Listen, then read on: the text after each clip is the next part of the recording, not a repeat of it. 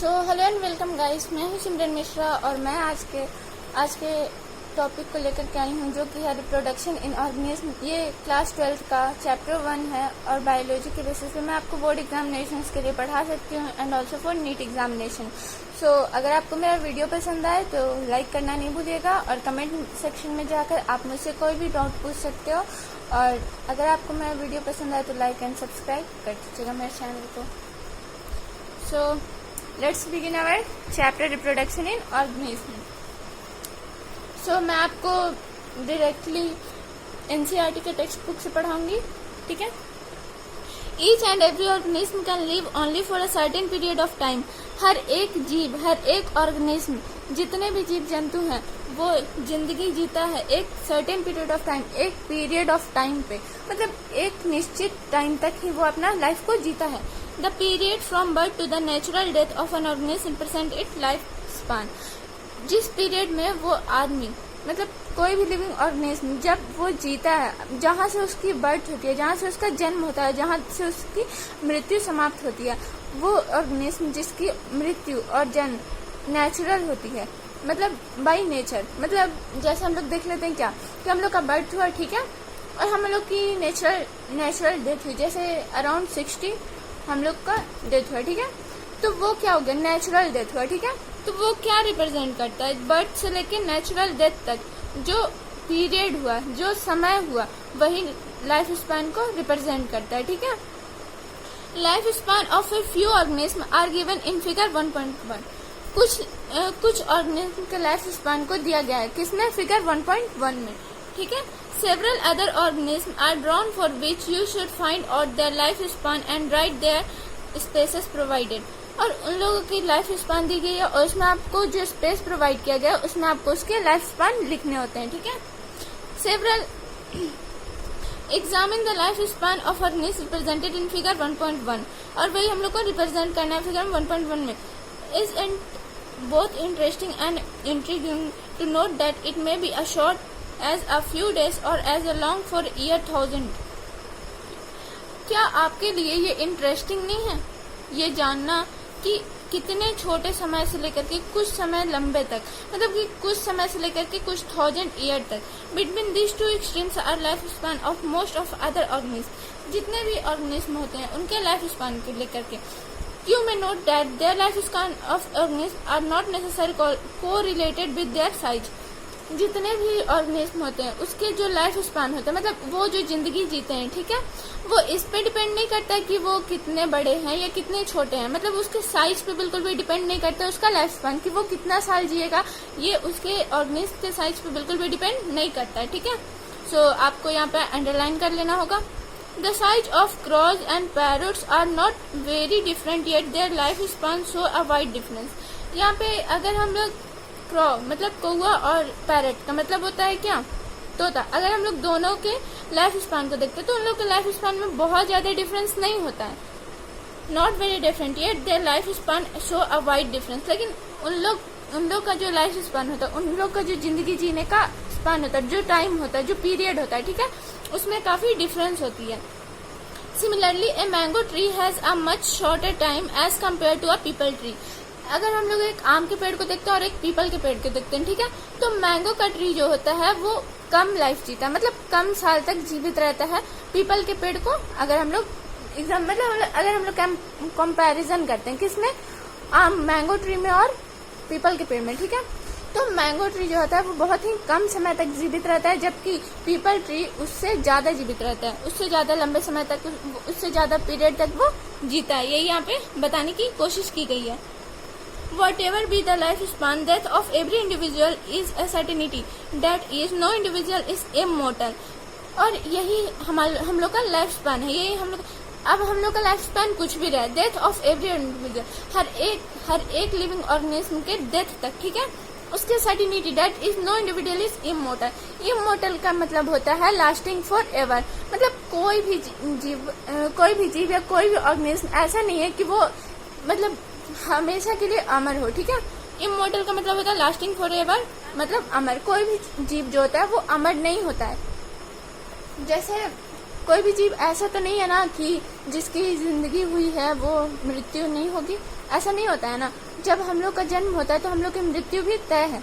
यह यहाँ पे बताने की कोशिश की गई है कि नो इंडिविजुअल इज इमॉर्टल, मतलब कोई भी अमर नहीं है एक्सेप्ट सिंगल सेल्ड ऑर्गेनिज्म। इसमें भी एक एक्सेप्शन है। क्या एक्सेप्शन है? Single celled organism. अब सिंगल सेल्ड ऑर्गेनिज्म क्या होती है? आपके दिमाग में सबसे पहला क्वेश्चन आएगा कि सिंगल सेल्ड ऑर्गेनिज्म क्या होती है। तो यहाँ पे देखते हैं, a single celled organism keep on dividing into two by asexual reproduction. एक सिंगल सेल्ड ऑर्गेनिज्म जो होता है वो दो पार्ट में डिवाइड कर दिया जाता है। किससे? Asexual reproduction. सबसे पहले ऑर्गेनिज्म को दो कैटेगरी में बांटा जाता है, पहला एसेक्सुअल और दूसरा सेक्सुअल रिप्रोडक्शन। जो एक सिंगल सेल ऑर्गेनिज्म होता है वो हमेशा एसेक्सुअल रिप्रोडक्शन को शो करता है। So at the end of their life cycle, इसलिए उसके साइकिल के एंड तक they simply divide and not die naturally. Asexual organism जो होता है वो सिंपली आप समझिए कि एक जो सिंगल सेल ऑर्गेनिज्म होता है वो अपने लाइफ को कैसे खत्म करता है। जैसे एक सिंगल सेल ऑर्गेनिज्म है, उससे दो पार्ट में डिवाइड हो गया, ठीक है। उसी से न्यू जनरेशन हुआ, किसका? दो ऑर्गेनिज्म का, और वो नेचुरल डेथ नहीं हुआ उससे, उसी से दो का बडिंग का फॉर्मेशन हो गया, ठीक है। जैसे हम लोग अमीबा में देख लेते हैं। चलिए यहाँ पे देखते हैं, they can die on external factor like high temperature of pH. लेकिन वो लोग भी मर सकते हैं, कैसे? अगर हम लोग उसको हाई टेम्परेचर पे या फिर पीएच पे रखें तो, ठीक है। Why do we say there is no natural death in single cell organism? क्यों हम लोग बोलते हैं क्योंकि उन लोग का नेचुरल डेथ नहीं होता? क्यों? क्योंकि वो अपने से दो टाइप में डिवाइड हो जाते हैं, मतलब दो, एक सिंगल सेल ऑर्गेनिज्म जो होता है वो दो ऑर्गेनिज्म में बढ़ जाता है, ठीक है, न्यू वंस में। और हम लोग बेसिकली सेक्सुअल रिप्रोडक्शन में क्या होता है कि हम लोग जो होते हैं वो अपने यंग वंस को, मतलब दो पेरेंट्स इन्वॉल्व होते हैं सेक्सुअल रिप्रोडक्शन में, लेकिन सिंगल पेरेंट इन्वॉल्व होता है जिसमें एसेक्सुअल रिप्रोडक्शन में, इसीलिए ऐसा हुआ। Given this reality, have you ever wondered how vast number of plants and animal species have been existed on Earth for several thousands of years? और आपको ये जानकर बहुत ही आश्चर्य होगा। क्या आश्चर्य होगा कि कितने सारे ऐसे प्लांट और एनिमल के स्पीसीज हैं जो कि एग्जिस्ट करते हैं इस अर्थ पे थाउजेंड ऑफ ईयर, मतलब कुछ हजारों साल तक या कुछ हजार साल से पहले, बहुत साल से कोई भी प्लांट या एनिमल स्पीसीज ऐसा भी होता है जो कि यहाँ अर्थ पे एग्जिस्ट कर रहा है, यहाँ पे जी रहा है, जीवन उसका है यहाँ का अर्थ पे। There must be some process in living organism that ensure their continuity. और किसी भी ऑर्गेनिज्म का ये प्रोसेस वो इंश्योर करता है क्या? उसके कंटिन्यूटी के, किसके कंटिन्यूटी के? उसके जीवन के कंटिन्यूटी को। जैसे हम लोग ह्यूमन बींग्स है, ठीक है, तो हम लोग रिप्रोड्यूस करते हैं न्यू वंस को, या फिर कोई भी मैमल्स का एग्जाम्पल ले लेते हैं, ठीक है, तो वो रिप्रोड्यूस करता है न्यू वंस को। क्यों? अपने जनरेशन को आगे बढ़ाने के लिए, अपना लाइफ को कंटिन्यूटी करने के लिए, ensure there continuity of organism, ताकि वो जीवित रह सके इस धरती पे, ठीक है। Yes, we are talking about reproduction. Yes, हम लोग रिप्रोडक्शन के बारे में ही बात कर रहे हैं, और ये जैसे कि आप लोग जानते हैं कि रिप्रोडक्शन इन ऑर्गेनिज्म इस चैप्टर का हेडिंग भी है। Something that we take for granted, कोई भी ऐसी चीज जो कि हम लोग गारंटी के लिए लेते, ठीक है, जिसकी गारंटी है। चलिए अब हम लोग फिगर 1.1 देख लेते हैं, ठीक है। सो यहाँ पे बहुत सारी पिक्चर्स दी गई हैं। मैं आपको इसमें इसके कितने साल तक ये जीवित रहेंगे, इसके लाइफ स्पैन की मैं लिख चुकी हूँ यहाँ पे। सो आप लोग भी अपने बुक्स में नोट कर लीजिए। एलिफेंट मोस्टली 60 to 70 ईयर्स जी सकता है, rose plant 5 to 7 years, dog almost 15 years तक जी सकते हैं, butterfly 1 to 2 week, crow 15 year, banyan tree 25 year, cow 18 to 22 year, parrot 140 year, crocodile 60 year, horse 25 to 30 years, fruit fly 1 month, और rice plant 3 to 4 month, tortoise 100 to 150 years, banyan tree 200 year, ठीक है। आप लोग इसको note कर लीजिए। और मैं आपको आज पढ़ाती हूँ रियल टॉपिक, ठीक है। रियल टॉपिक क्या है इसकी? Reproduction in organism. रिप्रोडक्शन यहाँ पे क्या होता है यही हम लोग को यहाँ पढ़ना है, ठीक है। तो आ जाते हैं हमारे चैप्टर पे। Reproduction is defined as a biological process in which an organism give rise to young ones. Reproduction एक बायोलॉजिकल प्रोसेस है, ठीक है, एक बायोलॉजिकल प्रोसेस है रिप्रोडक्शन, जो कि organism give rise to young ones, जिसमें ऑर्गेनिज्म जो होता है वो अपने न्यू वंस को कैसे करते हैं? राइज करते हैं, new ones, offspring similar to itself, जो कि उससे काफी मिलता जुलता होता है, ठीक है। The offspring grow, mature and in turn produce new offspring. Offspring जो होता है वो बढ़ता है, मैच्योर होता है और फिर वो टर्न करता है प्रोड्यूस न्यू ऑफस्प्रिंग।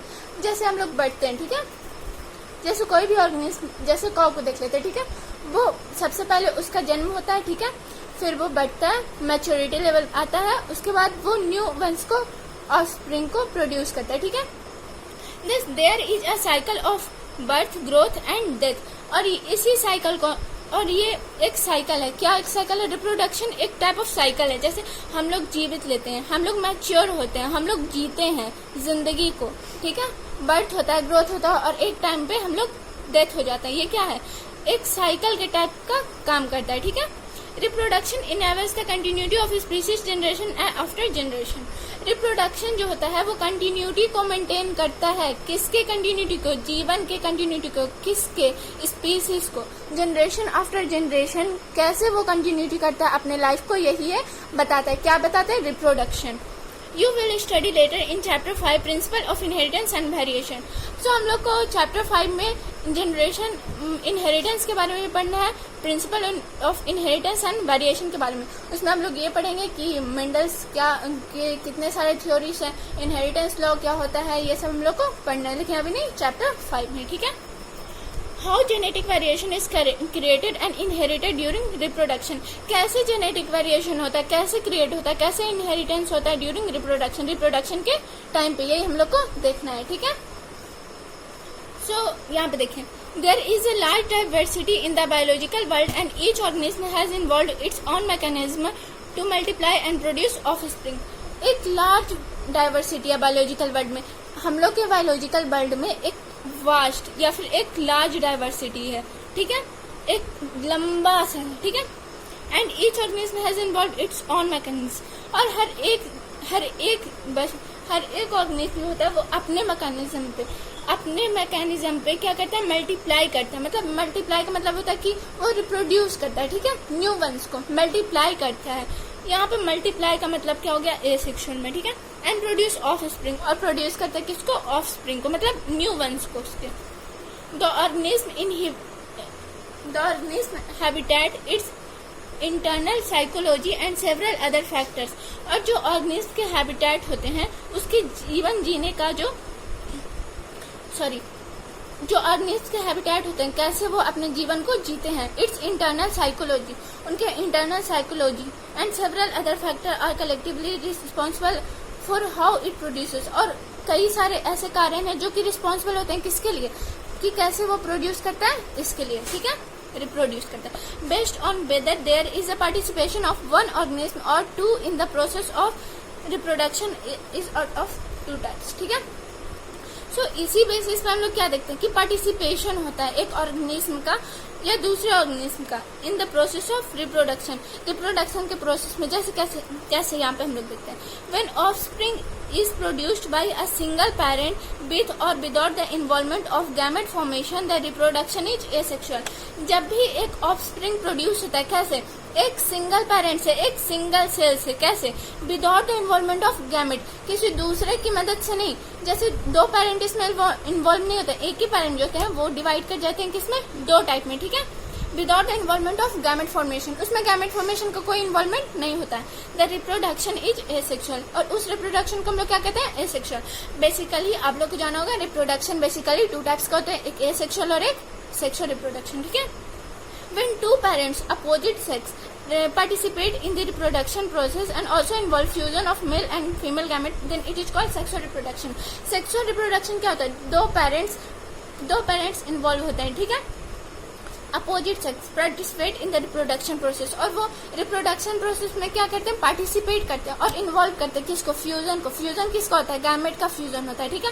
मेल और फीमेल को, जब मेल और फीमेल साथ में होते हैं, ठीक है, जब वो इन्वॉल्व करते हैं उसके फ्यूजन को, मतलब कि साथ में जो गैमेट का फ्यूजन होता है, ठीक है, तो वो क्या हो गया? Sexual reproduction.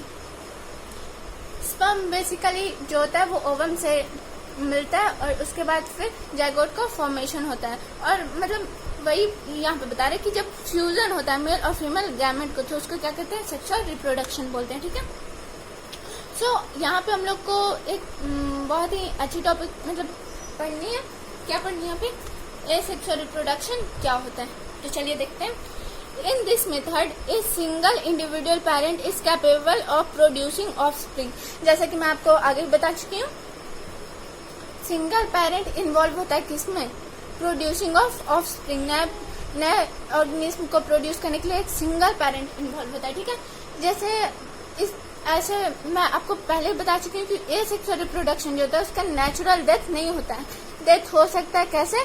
अगर हम लोग उसको हाई टेम्परेचर या पीएच पे रखें तो, ठीक है। ये बात को आपको याद रखना है। As a result the offspring that are produce are not only identical to one another.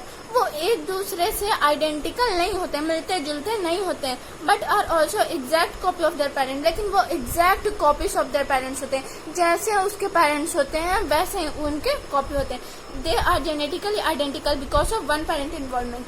वो जेनेटिकल आइडेंटिकल हो जाते हैं, ठीक है। हम लोग आइडेंटिफाई कर लेते हैं कैसे? क्योंकि एक ही पेरेंट इसमें इन्वॉल्व है। एक ही देखिए यहाँ पे अमीबा है, ठीक है, इसका न्यूक्लियस है। इसके न्यूक्लियस में क्या हम लोग देखते हैं सेकंड में, ठीक है।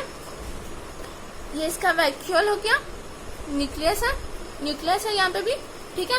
न्यूक्लियस क्या हुआ? दो पार्ट में डिवाइड हुआ कि नहीं, ठीक है। अब दो न्यूक्लियस, एक ही न्यूक्लियस से दो न्यूक्लियस का फॉर्मेशन हुआ और डॉटर सेल बना। दो डॉटर सेल किससे बना? एक ही न्यूक्लियस से। नेचुरल डेथ हुई? नहीं ना हुई। एक ही अमीबा जो है वो दो में डिवाइड हो गया, ठीक है। वही बोलते हैं क्लोन। क्लोन का मतलब क्या होता है? एग्जैक्ट कॉपी हो गया उसके पेरेंट्स का, ठीक है। Are this offspring likely to be genetically identical और डिफरेंट? और ये जेनेटिकली आइडेंटिकल होते हैं या डिफरेंट होते हैं? नहीं, ये जेनेटिकली आइडेंटिकल होते हैं। क्यों आइडेंटिकल होते हैं? क्योंकि एक पेरेंट इन्वॉल्व इनमें होता है, ठीक है। सिंगल पेरेंट इन्वॉल्वमेंट होता है एसेक्सुअल रिप्रोडक्शन में, इसलिए लोग आइडेंटिकल होते हैं। The term clone is used to describe such morphological and genetical similar individual. और इसलिए क्लोन मतलब एग्जैक्ट कॉपी। क्लोन का वर्ड हम लोग यूज कर सकते हैं मॉर्फोलॉजिकली या जेनेटिकली। जेनेटिकली हम लोग इसको यूज कर सकते हैं सिमिलर इंडिविजुअल को डिनोट करने के लिए, ठीक है। तो यहाँ पे हम लोग देख लेते हैं पिक्चर नंबर 1.2 में cell division in unicellular organism. Unicellular organism में हम लोग देख रहे हैं क्या सेल डिवीजन कैसे होता है। बडिंग इन ईस्ट और binary fission in amoeba. So binary fission में आपको पहले बता चुकी हूँ कि जो न्यूक्लियस होता है वो डायरेक्टली दो में डिवाइड होता है। मतलब एक न्यूक्लियस दो में डिवाइड होता है और जो एक अमीबा होता है वो टू डॉटर सेल्स में बढ़ जाते हैं, ठीक है। बाइनरी फिजन की मदद से, फिजन का मतलब होता है बटना, ठीक है। यहाँ पे देखिए बडिंग इन ईस्ट। अब ईस्ट में कैसे होता है, ठीक है।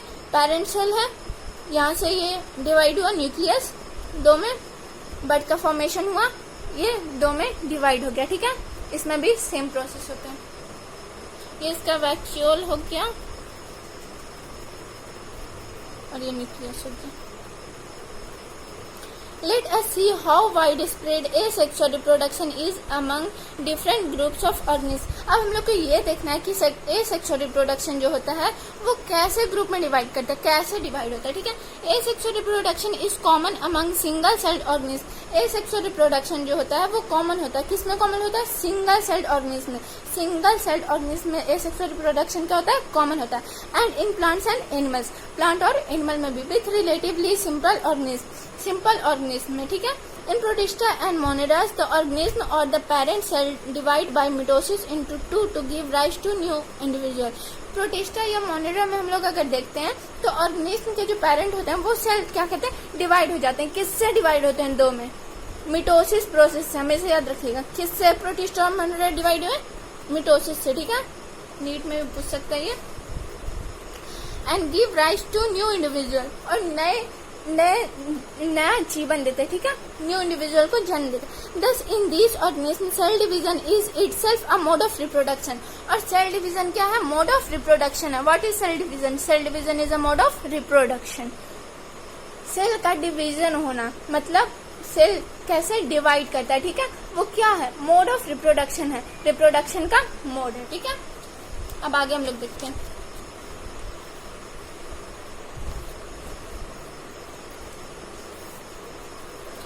Many single cell organism reproduce by binary fission. बहुत सारे सिंगल सेल ऑर्गेनिज्म जो होते हैं वो बाइनरी फिजन से डिवाइड होते हैं, ठीक है। जैसे बाइनरी फिजन का एग्जांपल अमीबा हो गया। पहले मैं आपको बताएं कि जो न्यूक्लियस होता है वो दो में डिवाइड हो जाते हैं, ठीक है, बाइनरी फिजन में, और टू डॉटर सेल प्रोड्यूस होते हैं, ठीक है।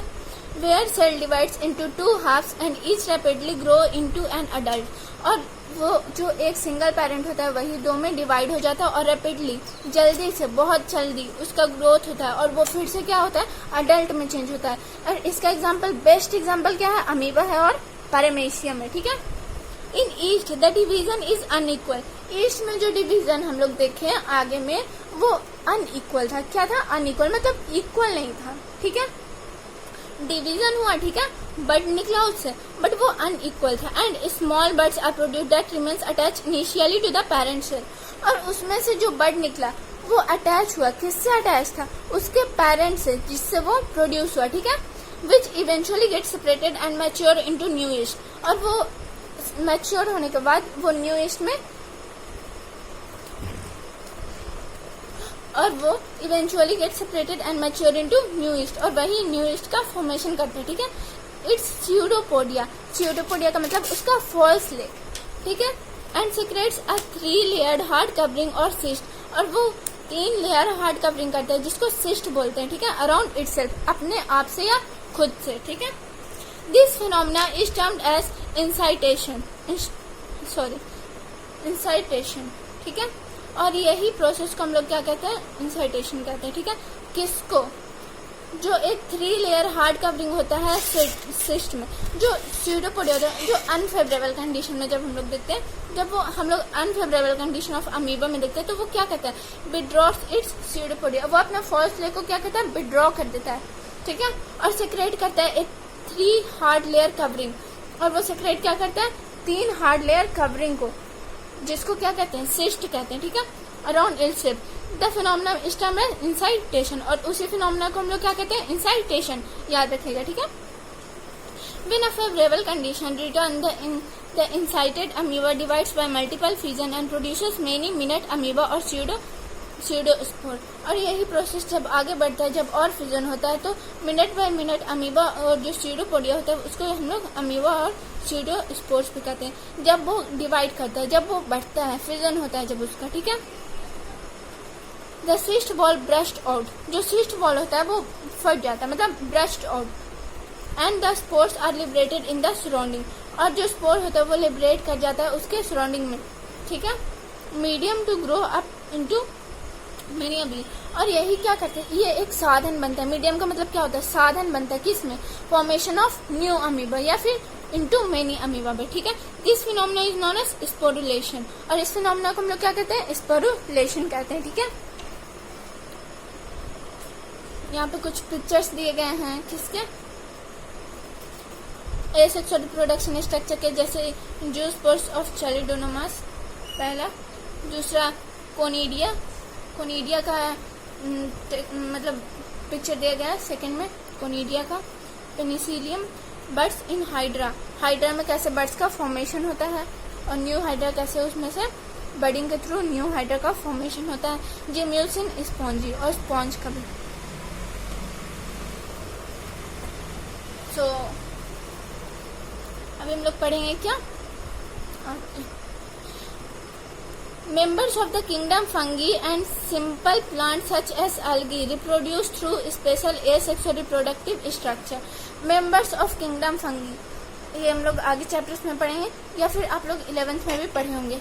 जो किंगडम फंगी के जो मेंबर्स होते हैं या फिर सिंपल जो प्लांट होते हैं, जैसे कि algae हो गए, reproduce by special asexual reproductive structure. Algae किसको कहते हैं, ठीक है। जब आप लोग को हैंड पंप चलाए होंगे तो वहाँ पे जब भी पानी जमा हो जाता है तो वो जो ब्लू ग्रीन कलर का जो फिसला लाइक स्ट्रक्चर बनता है, जो ब्लू ग्रीन टाइप का होता है, ठीक है, उसको क्या कहते हैं, एल्गी कहते हैं, ठीक है। Reproduce through special asexual reproduction structure, वो एक स्पेशल एसेक्सुअल रिप्रोडक्टिव स्ट्रक्चर से क्या करते हैं, बनते हैं। The most common of this structure are zoospore, और इसमें सबसे कॉमन स्ट्रक्चर जो है वो क्या है, जूस्पोर है। They usually are microscopic motile structure, और जूस्पोर क्या होता है, are usual microscopic motile structure होता है, मोटाइल स्ट्रक्चर होता है, ठीक है। Other common asexual reproductive structure are conidia, Penicillium, birds, Hydra, gemmules, sponge, जो कि मैं आपको पीछे बताई वो इसके कुछ कॉमन स्ट्रक्चर्स हैं। ठीक है, किसके कॉमन स्ट्रक्चर्स हैं? जूस्पोर्स के। Okay,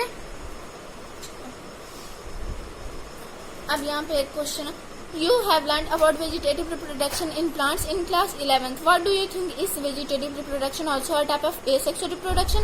What do you say so? Is the term clone applicable to the offspring formed by vegetative reproduction? अब आप इससे क्या समझते हैं? वेजिटेटिव रिप्रोडक्शन एक टाइप ऑफ एसेक्सुअल रिप्रोडक्शन है या नहीं है? 11th क्लास में आपको पढ़ाया गया था, तो इसके आंसर्स मैं आपको दे चुकी हूँ।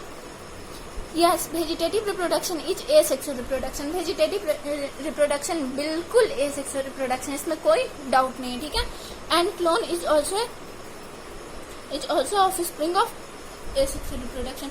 और क्लोन का मतलब मैं क्या कहती कि similar to the parents. Clone का मतलब क्या होता है? आइडेंटिकल। ठीक है, is also offspring of the parent, sex organs not involve. अब यहाँ पे आपको लिख लेना होगा, इसमें सेक्स ऑर्गन इन्वॉल्व नहीं होते हैं। क्यों नहीं इन्वॉल्व होता है? क्योंकि इसमें सिंगल पेरेंट जो होता है वो फ्यूज कर, जो सिंगल पेरेंट होता है वो डिवाइड होता है इनटू 2 में। ठीक है, clones are form from same group cell.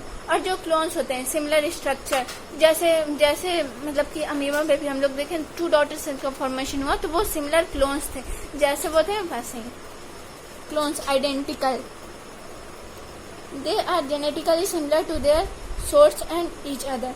और वो जेनेटिकली सिमिलर होते हैं और their source and each other, एक दूसरे से। यही हो गया इसका answer. While in animal and other simple organisms, the term asexual is used ambiguously. In plants, the term vegetative reproduction is frequently used.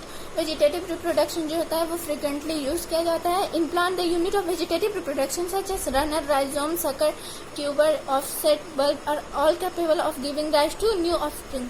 और जो ये सारे एग्जाम्पल्स दिए गए हैं वो कैपेबल होते हैं। क्यों? New rise to new offspring, ये लोग क्या करते हैं? न्यू ऑफस्प्रिंग को जन्म देते हैं। ठीक है, this structure are called vegetable propagules. और इन स्ट्रक्चर को हम लोग क्या कहते हैं? Vegetative propagules. देखिए, यूनिट ऑफ वेजिटेटिव रिप्रोडक्शन है क्या?